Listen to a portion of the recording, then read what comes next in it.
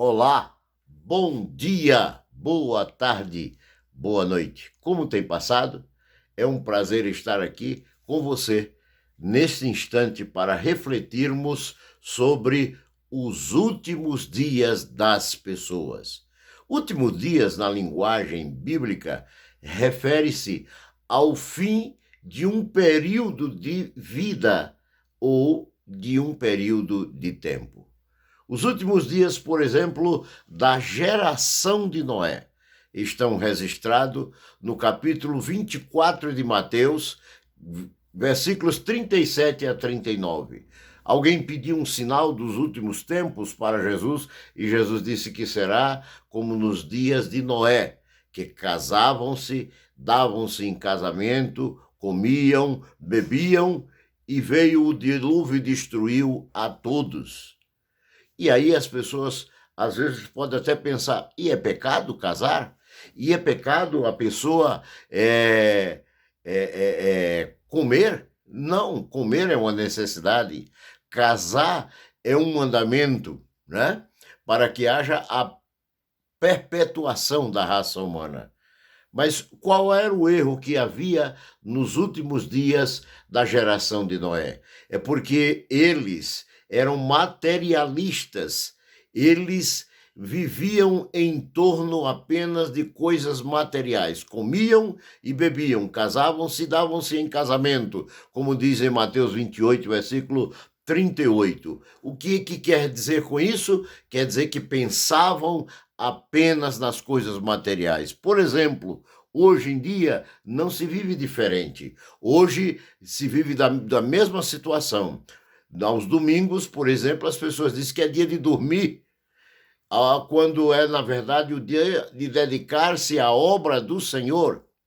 E muitos estão até fazendo hora extra no seu trabalho ou num segundo emprego, quando deviam estar dedicando isso para Deus, repousando do seu trabalho diário para estar servindo a Deus. Uma segunda coisa que Jesus quis dizer com isso é que enquanto eles se preocupavam com a sua vida presente, com a prosperidade material, eles se esqueciam, eles negligenciavam a vida espiritual, até o dia em que Noé entrou na arca e veio o dilúvio e destruiu a todos.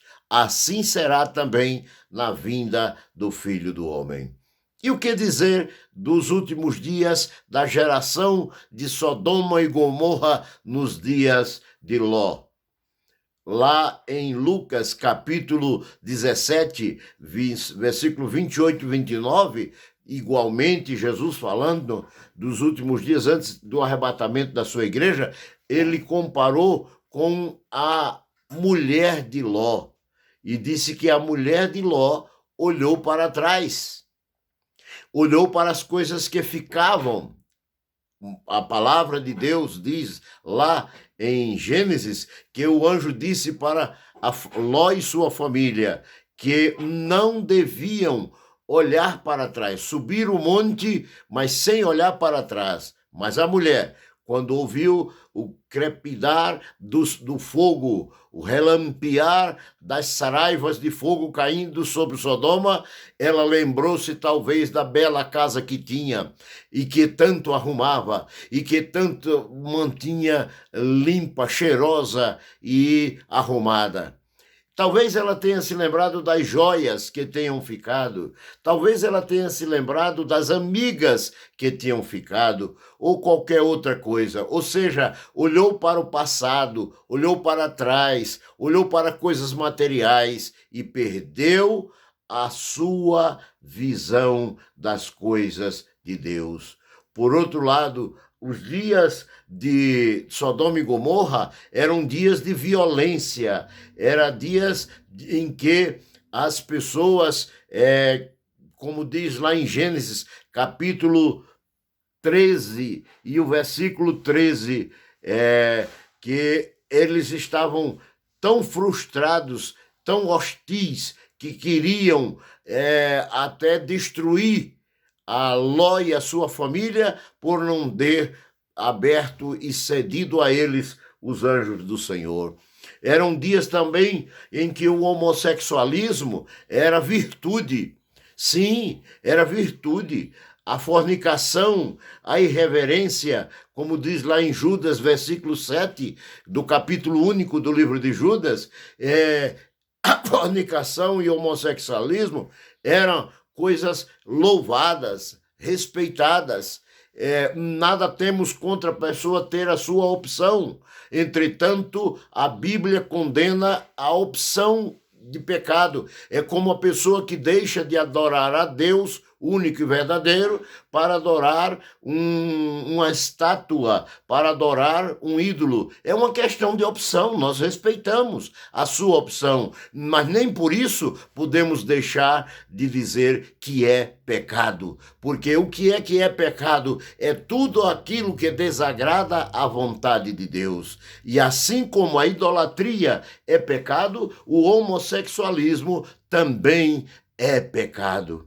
E em terceiro lugar, os últimos dias da família de Jó.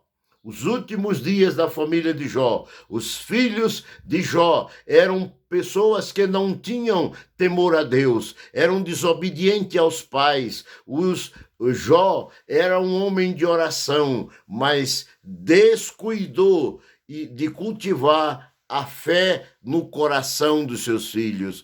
Os pais são responsáveis pelo avivamento espiritual dos seus filhos. Jó, a Bíblia diz que os seus filhos se reuniam pelo turno dos filhos e faziam baladas e faziam festas e bebiam e se alegravam, e depois, quando no outro dia Jó chamava os seus filhos e orava por eles, mas não ensinava a eles a terem uma vida de acordo com a vontade de Deus. O que aconteceu? Eles foram tragados pela ira de Satanás contra o seu pai, que se chamava Jó. Os últimos dias na vida de Moisés, no capítulo 34, versículos de 1 a 12 do livro de Deuteronômio, vai dizer que Moisés, durante toda a sua vida, nunca perdeu a visão espiritual. Até o último momento da sua vida, ele pôde subir o monte. No capítulo de 34 de Deuteronômio, versículo 1 a 4, nos deixa isso claro. Em segundo lugar, Moisés foi obediente até o fim da sua vida, pois quando Deus chamou ele para subir o monte em um esforço descomunal, físico, ele subiu aquele monte, o Monte Sinai. Ele subiu o monte para obedecer a Deus, mesmo com mais de 80 anos de idade, já fraco, ele subiu ao monte e pôde ver a terra prometida. Que Deus nos dê de sua graça, que não sigamos o exemplo da geração de Noé, que comia e que pensava só em coisa material, nos prazeres, só pensavam na sua satisfação pessoal, como dizem hoje, se você se sente bem, então não é pecado. É pecado porque, se a Bíblia diz que é pecado, é porque é pecado. Como nos dias de Sodoma e Gomorra, em que as pessoas, além de só viver para a vida material, também viviam envolvidos com pecados sexuais, coisas que Deus condena e abomina. Também, igualmente, que possamos evitar viver como os filhos de Jó, confiando em oração dos nossos pais, em oração de um amigo, como se usa muito dizer hoje, ore por mim, né?